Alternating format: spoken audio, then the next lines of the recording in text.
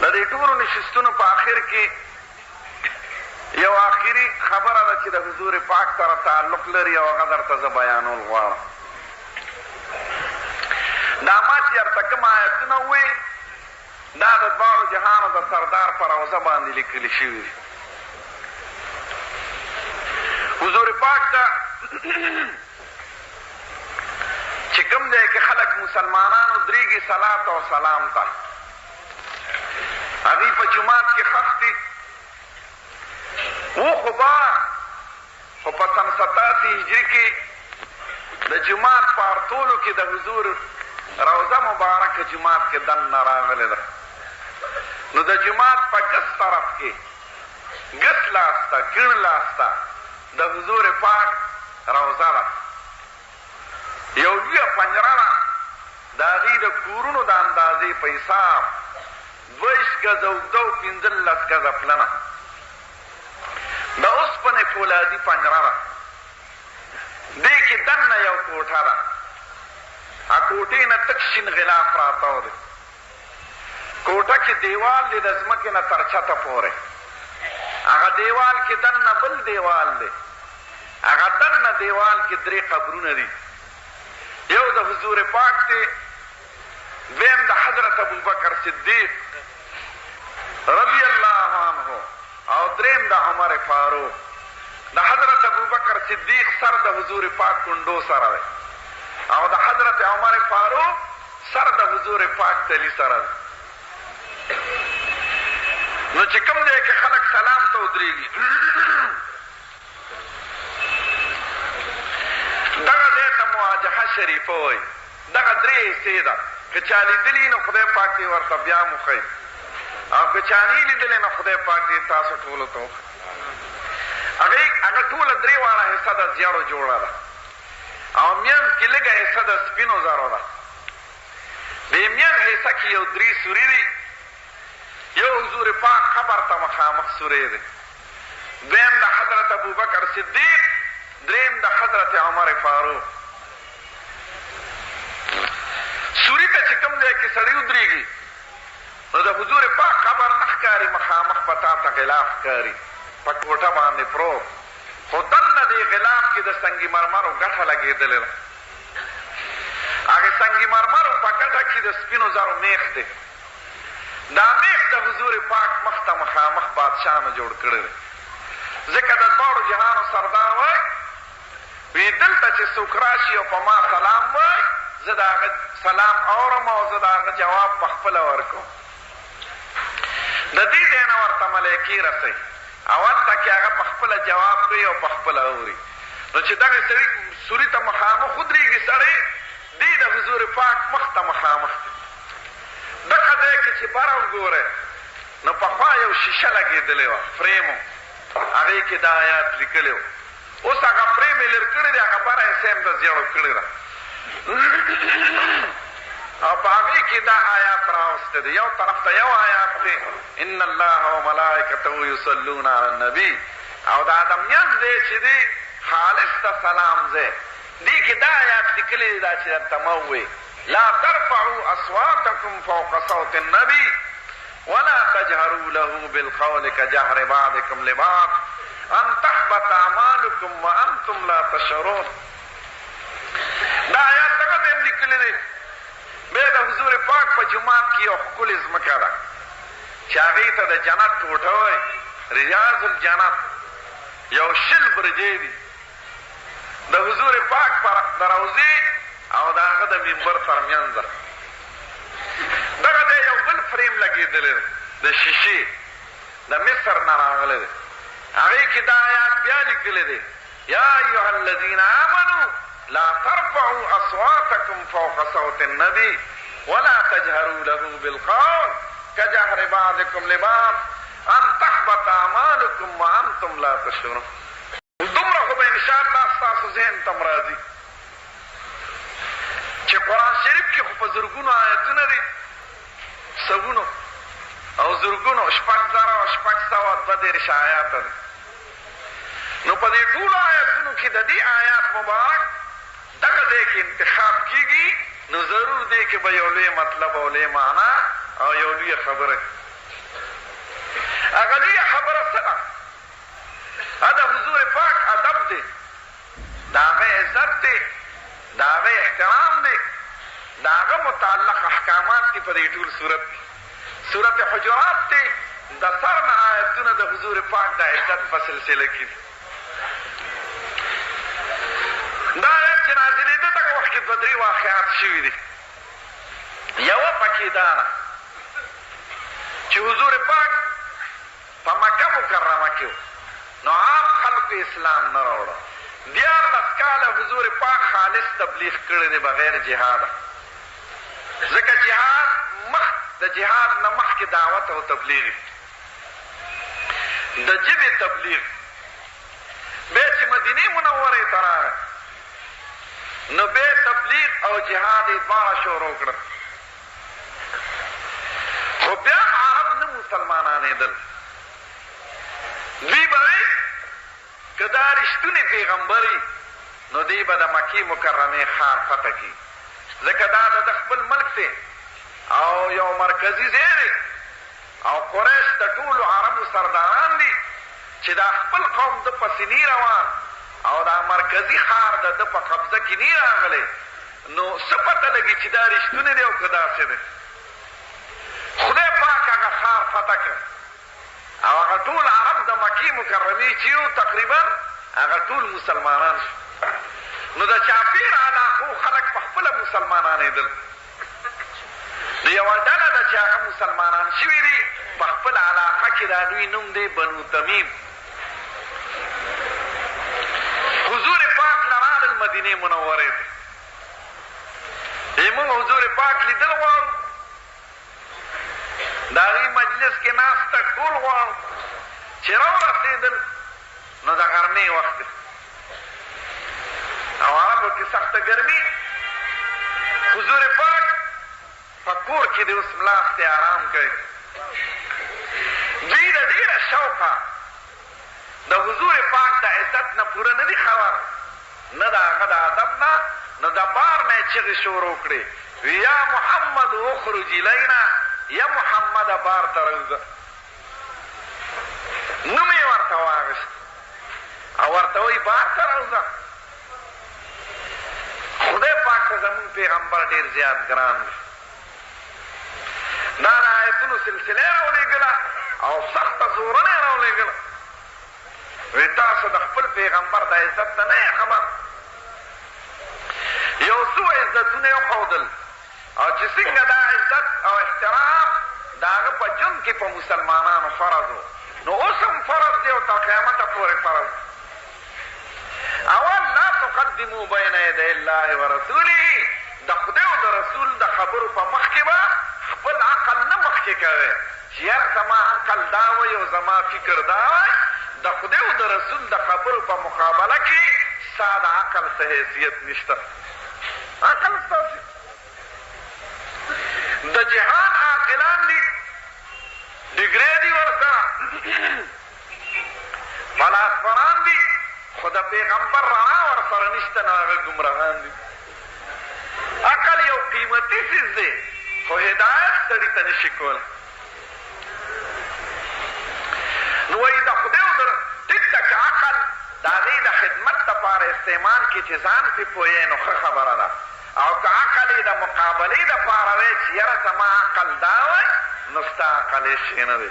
زمونږ د دین دا مسله لرو، که چا د ایمان یو خبره د دې وجې نه ومنله چې زما عقل یې مني نو دی وایي مسلمان نه دی. مسلمان دې ته وایي چې د خدای او د رسول خبره بې چون او بې چراغ ومنې. که ستا دماغ ورته رسي خو ډېره ښه ده، که دماغ دې ورته نه رسي نو دا ستا د دماغ کمزوري ده. قسم دې زما مخې ته دا مایک دی، زه د دې په حقیقت نه پوهېږم.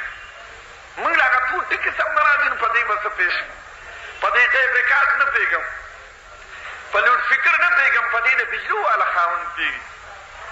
نو د دنیا هر څه ته چې ګورې چې یو سړي د هغې فن سره تعلق نه بغیر د هغې نه بل څوک پرې نه پوهېږي. نو د خدای او د رسول سره چې د چا مناسبت نه د هغوی علمونه یې نه ویلې، د هغې صحبت یې نه اختیار کړی، نو هغه د هغه په خبرو باندې هغه به بېچونه او بېڅېره ایمان نه وړي. ټیک ده چې چا ته خدای د عقل رڼا ورکړي د پیغمبر په صحبت کې یا د هغه د شاګردانو یا د هغه د دین د خادمانو، نو زمونږ په دین کې یوه خبره داسې نشته چې د عقل نه دی مخالف. دویم چې حضور پاک خبرې کوي وایي تاسو به د هغه په مجلس کې په اوچت اواز نه غږېږئ، نه به خبرې کوئ. دریم هغه ته به نوم نه اخلی، هغه سره به تاسې ازادانه خبرې نه کوئ لکه تاسو چې یو بل سره کوئ. د هغه د اوقاتو به خیال ساتئ چې دې وخت کې هغه آرام کوي. که د حضور په عزت کې درنه فرق راغی نو ستاسو نیک عملونه به ټول ضایع شي او اړو خبر به نه ان تحبط اعمالکم وانتم لا تشعرون. وروڼو زمونږ د دین دا مسله ده چې سړی لمونځ کوي د هغې خدای ثواب ورکوي، او چې ګناه کوي د ګناه خپله ګناه ده. په ګناه باندې لمونځ نه ضایع کېږي بغیر د دوو عملونو نه. یو دا چې سړی مشرک شي، شرک اختیار کړي، نو شرک سره لمونځ اودس حج زکات روژه ټول لو شو، غرق شو، ختم شو. دویم د حضور پاک ادب پرېښودل، دا د شرک سره خدای پاک برابر کړی ده. ان تحبط اعمالکم وانتم لا تشعرون. دې صحابو چونکې د سپکاوي د وجې نه نو کړی خو نو معلوم ورته، نو خدای وایي زه تاسو ته معافي ده خو آینده دپاره به نه کوئ. آینده دپاره حضور پاک ته نوم اخیستل بند شي. که چا ته ووایي یا محمد حضور پاک ته، نو دا د بې ادبۍ خبره وکړه. یو صحابي حضور پاک ته مخامخ نوم نه دی اخیستی، که مشر به و او که کشر به و، که ترونه هم ورته چېرته نوم نه دی اخیستی. مشران یا رسول الله به وي یا حبیب الله یا د خدای دوسته. نو چې ښه نوم خو نه شو، نو که څوک جومات کې یا محمد ولیکي دا بې ادبي ده که ادب دي؟ وروڼو ما ته ووایه دا خو بې ادبي ده. حضور پاک ته نوم اخیستل بند دي. نو یا محمد به نه لیکې، لیکې به محمد رسول الله، محمد د خدای رسول دی. یا لا اله الا الله محمد رسول الله، یا محمد ولیکل دا د ادب نه خلاف. زمونږ دا کمقل شیخان دا د عزت په نیت لیکي او د بې عزتي. قرآن شریف کې هر پیغمبر ته خدای نوم اخیستی دی.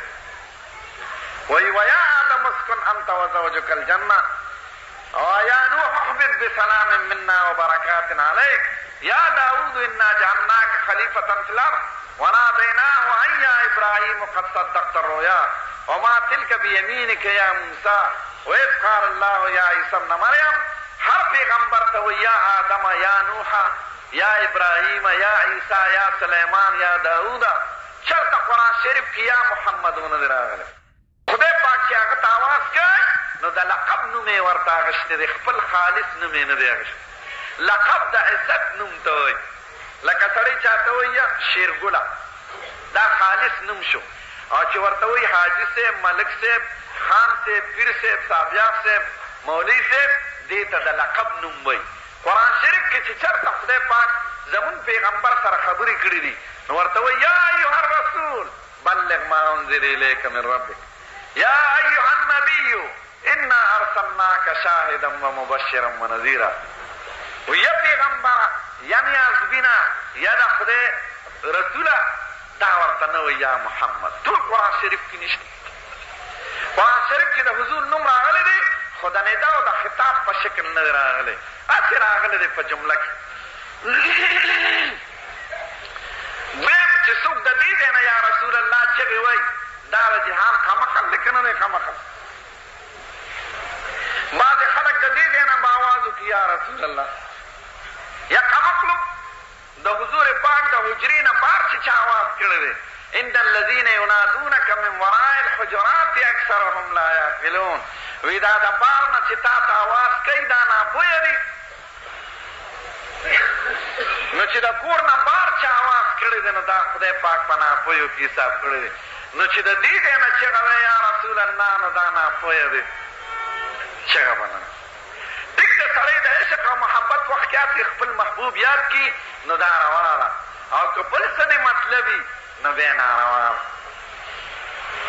که سړي دا عقیده وي چې زما د اواز به راست هغه اوري نو دا جرم دی. او که د عشق او محبت د وجې نه لکه خپل محبوب سړی یاده نو دا جایزه ده. خو عام خلک به نه وایي ځکه عام خلک فرق نشي کولی. د دې وجې نه درود شریف هغه په دې طریقه نه دی راغلی. بعضې د افغان مهاجرینو کې د درسمندو کې کیم ته ماته چا ویلي دي او بعضې قمقلي بان نه پس به یا رسول الله چغې وایي دا قمقل دي د جهان دا ناروا کار کوي. د بند کلمې هغه د الله اکبر نه شروع دي او په لا اله الا الله ولاړې دي. مخکې ته بسم الله ویلم ناروا دي که په زور یې ووایي. بسم الله کلمه ګوره ټوله کلمه داسې ده لا اله الا الله محمد رسول الله. خو بان کې دومره راغلي دي لا اله الا الله. نو که چا ورسره محمد رسول الله ووایي دی مجرم دی ځکه ده د اذان پولې روانه کړې شریعت کې تبدیلي راوستله. که دی وایي چې یاره ما خو د ثواب کار وکړو کلمه مې وویله نو ځناوره ثواب د حضور پاک په تابعدارۍ کې دی ستا په عقل او رای کې نه دی. که سړی د 2 رکعاتو فرض په ځای د سبا 3 رکعاته وکړي نو ثواب به ورته میلو شي که هلوړې به یې ځوړند کړي. سړی د 4 رکعاتو مازدیګر په ځای 5 رکعاته وکړي فرض قصدن دی مجرم دی. که ته وایې چې یاره ما خو ډېر ثواب وګټه خدای راته 4 ویلي ما 5 وکړو خو لا ښه شوه نه تا د شریعت پولې روانې کړې. نو اذان کې ما اورېدلي دي بلنخیلو کې هم داسې یو ځناور شانتې و او د نورو کې مو دی د ځان نه په بانک کې زیاتې او کلمې وایي. یا د خدای بندګانو دا بې علمه شیخان دا دین وانئ نه دین کې به زیاتې او کمې نه کوي.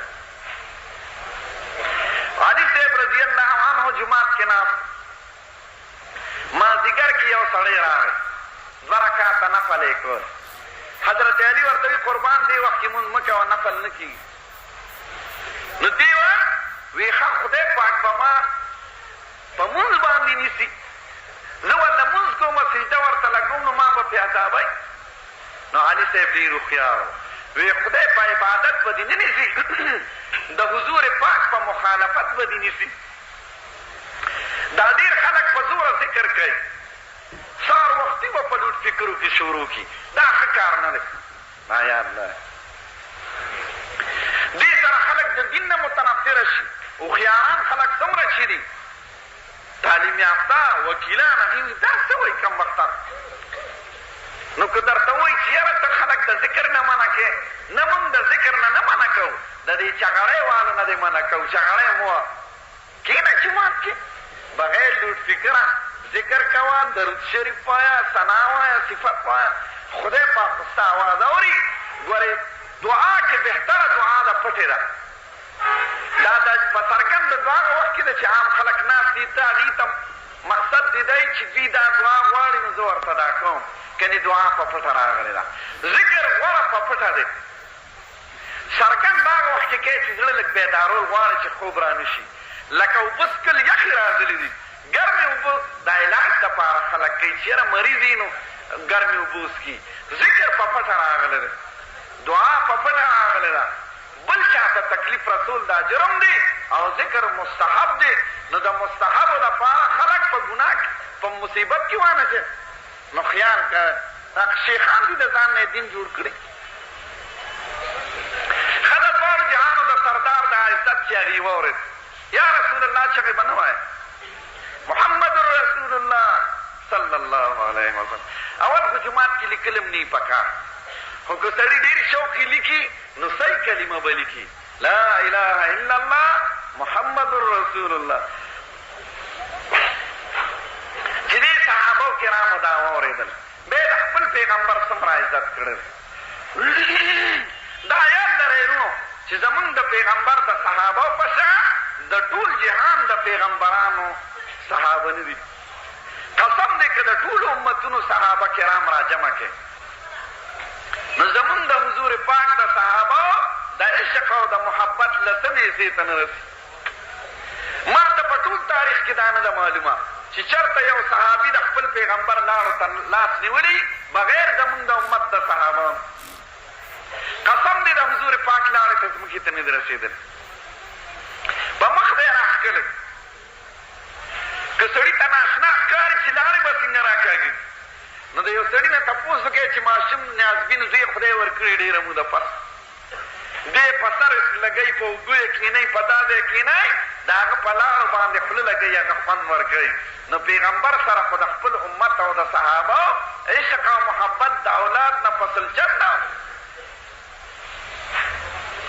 د هغه د چارهدام اوبه تې ځمکې ته نه دي رسېدلی د هغه جامې مستعملې چې ځای شوي نه دي د هغه ویښتې محفوظ ساتلي دي د هغه نوکونه د هغه خوله د هغه بالښت د هغه څادر دا دې نعتونو والا نعتونه ووایي که نه ما خو ډېر خوند راکړي د حضور پاک نعت لوی شی دی خو چې د لوبې په طرز دي د عبدالله صاحب نعتونه ښکلي دي یو لوی کافر و پخوا شاعر مو کعب ابن زهیر د هغه نوم دی صرف د پیغمبر نه د پیغمبر د بیبیانو به هم پکې خبرې کولې العیاذ بالله کافر خوله څوک بندولی شي چې ډنډه در سره ني او ستا د وس نه بار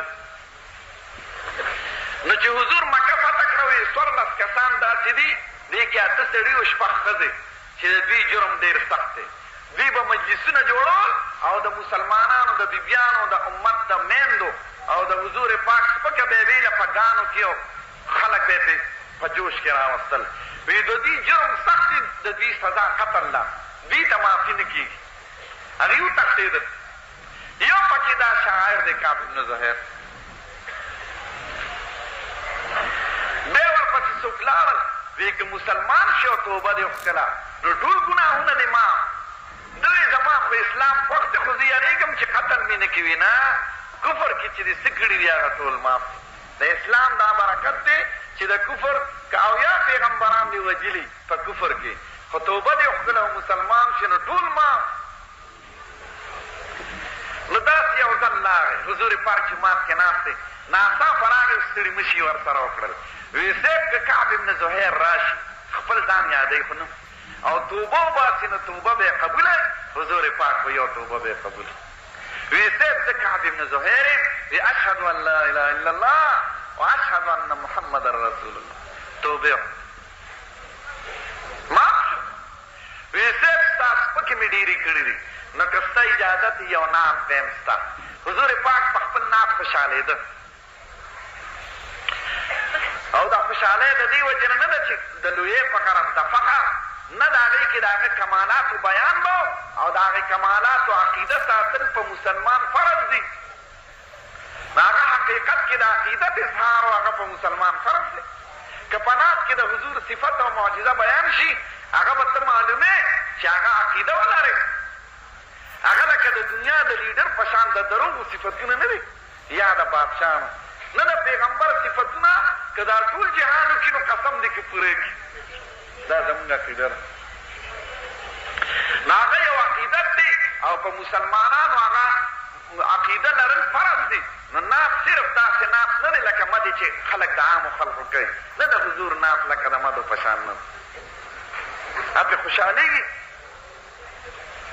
وی ښه ډېره ښه ده حضور پاک وی زما په منبر کښېنه هغه ناست و مسلمان او صحابه کرام ناست اشاعر په خوند باندې یو نعت شروع کړو دا مونږ عربو کې ویلې د کورس کې داخلو بانت سعاد فقلب اليوم مدبول متیم اسرها لم یفت مقبول دا په یو وزن او په خوش اواز یې ویلې هغه به دغه ویل حضور پاک ورسره داسې خوځېده خوند یې ور چې دې شعر ته راورسېد ان الرسول لنور یستضاء به محمد من سیوف الله مسلول حضور پاک د خدای د طرفه یو لوی رڼا د هدایت د نور د هدایت دی چې دنیا ته خدای رالیږلی دی او د کافرانو دپاره یو تیره توره ده څادر حضور پاک سره پروت هغې وله په انعام کې ورکړو واله دا ستا انعام هغه څادر هغه صحابي دې سینې سره ولګه قصیده مدحه خلاصه شوه نعت شریف د جهان خلق وله راتللي دا صادر مونږ لراک هغه نه د خمسه صادر د 3 روپو تقریبا هغه سره هر خلیفه په زور کړی دی چاله نه دی ورکړی د حضرت معاویه صاحب بادشاہ شو په 47 هجری کې د ټول امت په اتفاق راغی حضرت حسن ور سره بیعت وکړو حضرت حسین ور سره بیعت وکړو ټولو صحابه وکړو دا یاد لرئ چې څوک د حضرت معاویه صاحب په خلافت کې شک کوي نو دا ګمراه دی ځکه چې ټول اهل حق ټول اهل سنت والجماعت سره د حضرت حسن او د حسین نه هغه خپل خلیفه برحقه ګڼي شیعګان زناور که هغه ته کنځل کوي نو ورته وایي تاسو خو حضرت حسن او حسین منئ هغوی دواړو راغلل او لاسنیوی یې ورسره وکړه ته زمونږ بادشاه او حضرت حسن ورته د هر څه نه دستبرداره شو که نه به حضرت حسن غلطي کړي نو تاسو هغه معصوم ګڼئ هغه ولې دا غلطي کوي قسم دې د حضرت معاویه رضی الله عنه کمالات دومره دي نور صفتونه څه کوي د ټول امت ماما دی ځکه د ده خور په حضور پاک واده ده د هغې نوم دی ام حبیبه مهاجره غیرتي کلکه مسلمانه نو د مور رور هغه مامای نو چې د حضور بیبي زمونږ مور ده نو حضرت معاویه د ټول امت ماما دی خال المؤمنین که سړی د یو پیغمبر د بیبي متعلق سپکه کوي یا د هغه د رور متعلق سپکه کوي نو دا د حضور پاک سپکه ده علیاذ یو ځل حضرت معاویه صاحب تهجد له راپانسېده چې راپانسېد سهار یې خدای پاک ته ډېر وژړل وی خدای داسې چلو شو بېګا تهجد نه زه اوده پاتې شم چې سبا شپه شوه او اوده شو د کوټې د پاسه به سملاستېده وړی اوس چې نیمه شپه شوه یو زلمی راغی او د دې ښځې ګوتې نه وخوځو وی صاحب پاسه د تهجد وخت چې راویښ شو هغه وپېژند چې دا خو شیطان دی د لاس نیم نیو کلک چې وینه مو بس دی هغه شکل نه شو بدلولی نه ترې تښتېدی شو وی دا څنګه بې اجازته زما کور ته راغلی او زه دې د ښځې ګوتې نه ونیولم او دې خوځولم وی صاحب عالم لږ ثواب درکړه ما وی که نن هم ترې پاتې شي نو هسې نه چې نن د هغې نه هم زیات وجاړي نو خدای پاک به د هغې نه هم زیات اجر ورکړي هغه ډېر اجر مې تا ته نه شو پرځو د شیطان ضرب په هر څه کې لازي دغه حضرت معاویه که څوک یې مني که نه مني چې څوک یې نه مني هغه د جهان ګمراه دي هغه د توبه وباسي زمونږ ما ورته پرون هم ویلي وه بله ورځ پېښور د هغه پته ده په مونږ یې په صوبه سرحد خو بالخصوص احسان دی چې مونږ نه د هغه د زمانې راسې مسلمانان یو شکر نو حضرت معاویه صاحب بادشاه شو دغه صحابي کعب بن زهیر چې د حضور دا نعت یې ویلي صفت یې ویلي هغه ته یو لوی درخواست ورولېږه هغه مدینه کې اوسېده او معاویه صاحب شام کې چې دا څادر ماله راکړه دا حضور پاک چې تعالی په انعام کې درکړئ زه به یې شاهي خزانه کې کښېنم ځایي نه شي هغه وی نه زه د حضور پاک څادر چاله نه شم هغه وفات شو هغه صحابي اووه زامن یې ورته د هغې په اختلاف راغی یو وی څادر به ما سره یو بل وی ما سره وی حضرت معاویه صاحب چې خبر شو هغه ته یو مکمله وشو 100,000 روپۍ د شکرانې او د هدیې او د تعظیم په شکل او یو لوی درخواست په عاجزۍ او په ډېر ادب دی دې زامنو ته راولېږه وی ګوره ستاسو په اختلاف دی د دې حل دا دی چې دا راولېږې او دا 100,000 روپۍ د دې یو شکرانه شوه هغوی به اتفاق وکړو چې زمونږ نه ضایع نه شي او دغه پې اتفاق یې پرې راکنه هغه یې ورولېږه هغه څادر هغوی سره و د بني امیو چې به کوم بادشاه کېدل اوله ورځ باندې به یې هغه څادر په اوبو واچو بیا بني عباس ته رارسېدلی دی د تاتاریانو په فتنه کې هغه ضایع شوی دی نو دې ناز پورې مې درته ووایي چې حضور پاک په خپل ناز خوښ او د حضور پاک د یو څیز هغې حفاظت کړی دی. دا مشهوره قصیده برده چې ده دا برده نه ده، هغه قصیده برعه ده. امن تذکر جیران بذی سلمی مزجت دمعا جرا من مقلة بدمی. د هغې شاعر خدای پاک جوړ کړی دی د دې نعت د برکته چې د حضور صفت یې کړی دی. او قصیده برده اصلي دا ده چې دې صحابي ویلې ده بان السعاد فقلب اليوم مدبولو، ځکه برده څادر ته و یا ربی کې. نو قصیده برده دا مبارک نعت دی چې حضور پاک دغه شاعر له په دې څادر ورکړی دی. برده معنی څادر ټیکري.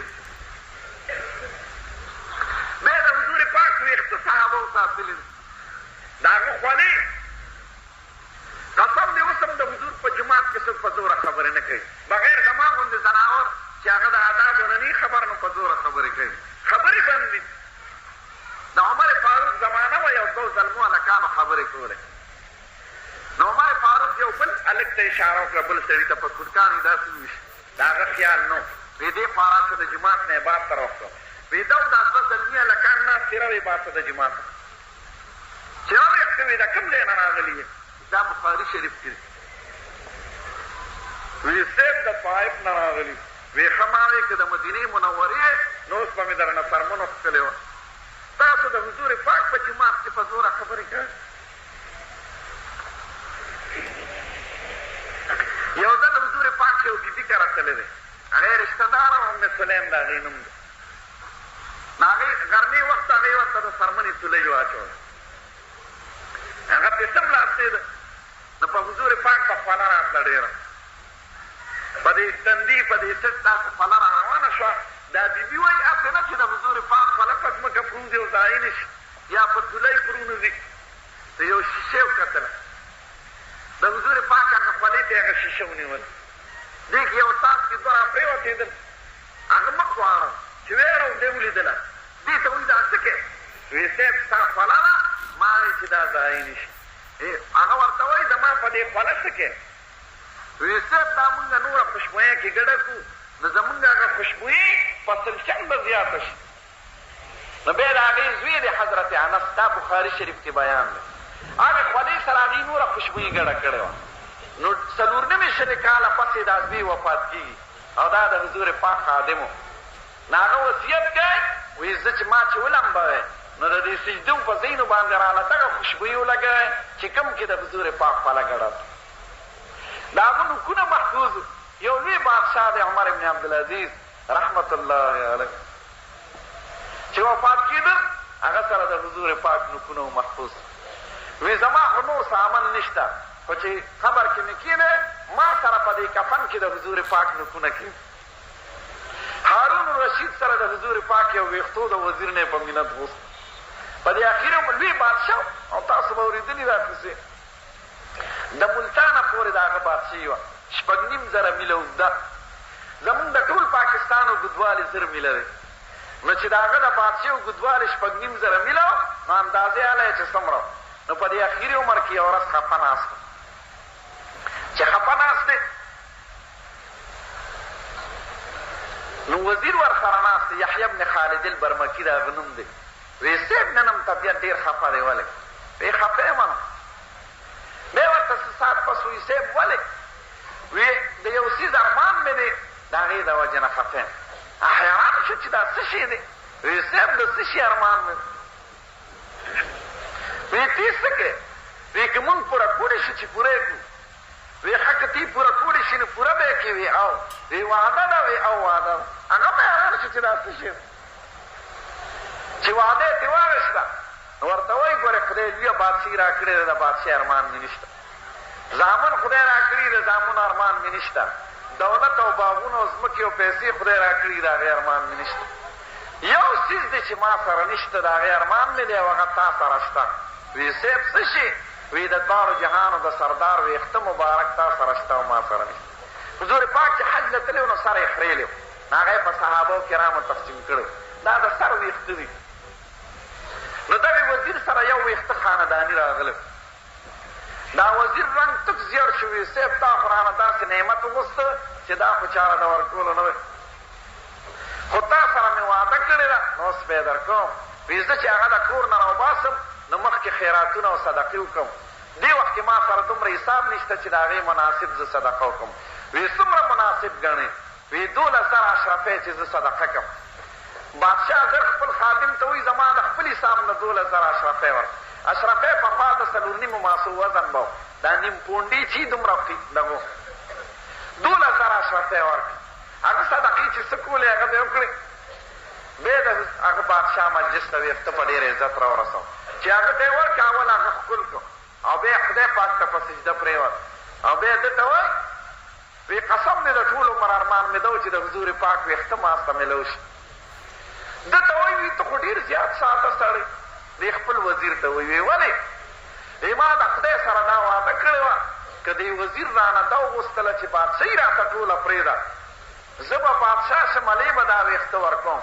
نو ما د خدای سره دا قسم او وعده کړې وه چې زه به ټوله بادشاهي پرېږدم د یو ویښته مبارک ده هغه ویښته ورسره چې وفات کېده نو وصیت کوي وایي دا ویښته دوه ځایه کړې چې ما قبر کې کېدی نو دا دوه ځایه کړې نیم راله په یوه سترګه کېدی نیم راله په بله سترګه کې وایي که ما خدای پاک بخي د حضور پاک د بدن حصه چې کوم ځای پرته وي هلته کې عذاب نه نازلېږي دا آیات دی وما کان الله لیعذبهم وانت فیهم وما کان الله معذبهم وهم یستغفرون د پیغمبر بدن د هغه د بدن حصه چې کوم ځای پرته وي هلته کې خدای عذاب نه نازلوي وایي زه به د دې ویښتو د وجې نه محفوظ یم خالد ابن ولید دا مشهور صحابي بهادر دا پښتانه وایي مونږ د هغه اولاد یو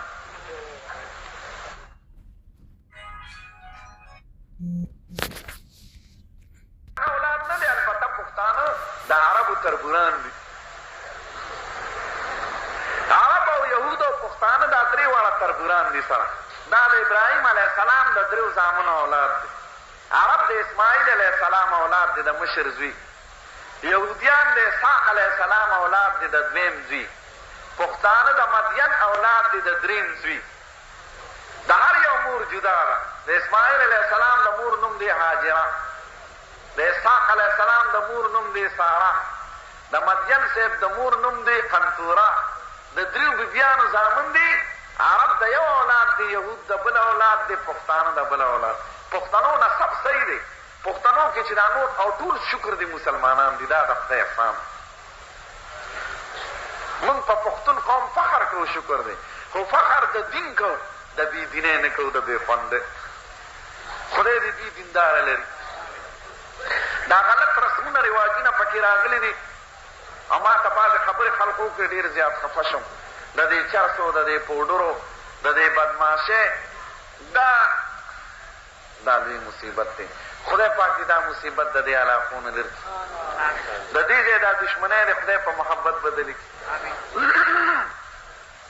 نو هغه یو بادشاه د حضور پاک ویښته ساتل نو خالد ابن ولید ده سره د حضور پاک ویښتو د تندي نه دی نو چې جهاد نه به ته اکثر به یې سور پتکې په سر او پتکې کې هغه ویښته ساتلی به نو یو موقع کې یو جنګ کې هغه پتکې ترې پرېوت دا چاته به پته نه وه ده په هغه جنګ کې په هغه پتکي ځای ته ځان رسو بې اندازې زخمي شو بې اندازې خوږ شو په هغه پتکي راواغېسته پګړی دستار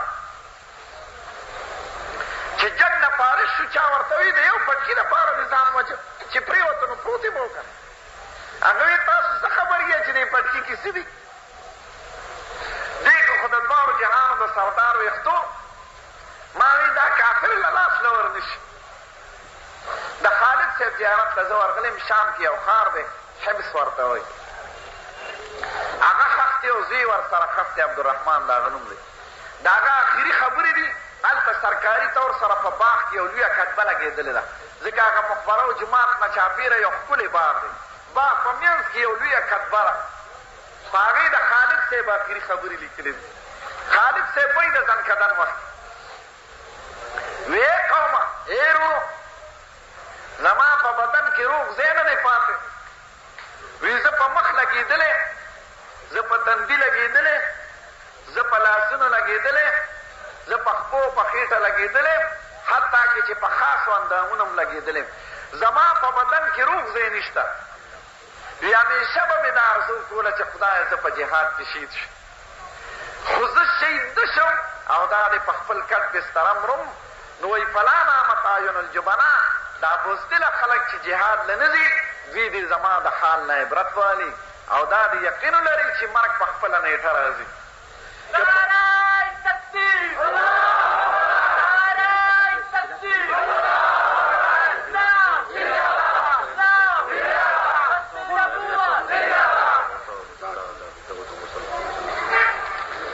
نو خالد ابن ولید وایي که مرګ په جهاد وي نو بیا خو به زه د ټولو نه مخکې. اوس یو سوال دی چې هغه ارزوم لري، یو لوی صحابي هم دی، جهادونه هم کوي او وایي خدایه ما شهید کړي او شهید کېږي نه. چې څوک د شهادت ارزو لري خدای ثواب د شهیدانو ورکوي، خو دا شهید کېده ولې نه؟ نو زموږ عالمان و یو کتابونو کې چې ده ته یو ځل حضور پاک په یو موقع یو خطاب ورکړو، سیف الله د خدای توره. نو وایي د خدای توره څوک ماتولی نه شي. که د ټول جهان کافران ناجمع شوي او خالد ابن ولید باندې ټول اړم دی نو دی انشاءالله دی نشي شهید کولی. د خدای توره څوک نشي مات. نو دې صحابه کرامو د حضور پاک ویښتو د هغه نوکونه د هغه هر څیز محفوظ ساتلی دی، د هغه د سنت احترام دی. ګورې دا یاد لرئ د هغه د حدیث په مقابله کې د چا د کلام څه حیثیت نشته، د هغه د حکم په مقابله کې د چا حکم څه حیثیت نه لري. دا یاد لرئ چې دا لوی پیغمبر مونږ ته خدای رالیږلی دی، هغه یو ښکلی نظام مونږ ته راوړی دی، یو ښکلی شریعت، یو ښکلی دین. د دې په مقابله کې د چا دین څه دین نه دی، د چا شریعت نه دی، د چا نظام څه حیثیت نه لري. د یو لیډر خبره مه منئ بغیر د خدای او د رسول د خبره نه. که د چا خبره د شریعت سره برابر وه د حضور پاک د دین سره، هغه زمونږ د سر ګل دی، که زیدي که عمري که بکري. او که نه د هغه نه مخالفه وه قطعا هغه ته مه ودرېږئ. دا شیطان دی د انسان په شکل کې، دا خلک ګمراه کوي، څوک د ډوډۍ په نوم، څوک د حضرت خېټې په نوم، څوک د غریب په نوم، څوک د مکان په نوم. زمونږ هغه شریعت خوښ دی چې حضور پاک دنیا ته راوړی دی او صحابه کرامو یې زده کړي د ټول امت ته یې رسولی. د صحابو عزت فرض دی، دا یاد لرئ. د هغې ادب او احترام او عزت د حضور پاک دا ګورې د ایمان حصه ده. خدای پاک دې په تاسو او ما نه د عمل توفیق راکړي.